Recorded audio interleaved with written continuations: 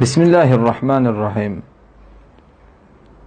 Tavhidga nisbatan insonlar munosabati qanday?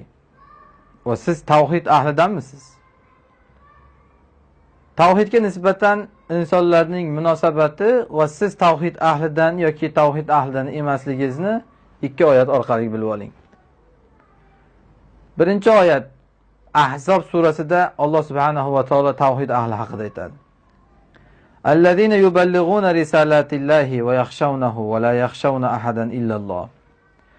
Bu tavhid ahli shunday kishilarki, Allohning risolatini yetkazadilar. Allohdangina qo'rqadilar. Allohdan boshqadan qo'rqmaydilar. Bu birinchi toifa mu'minlarning munosabati.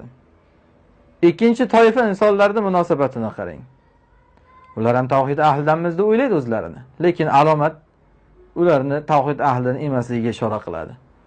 Bular haqida Alloh Moida surasida aytadi. فَتَرَى الَّذِينَ فِي قُلُوبِهِمْ مَرَضٌ يُسَارِعُونَ فِيهِمْ يَقُولُونَ نَخْشَىٰ أَنْ تُصِيبَنَا دَائِرَةٌ.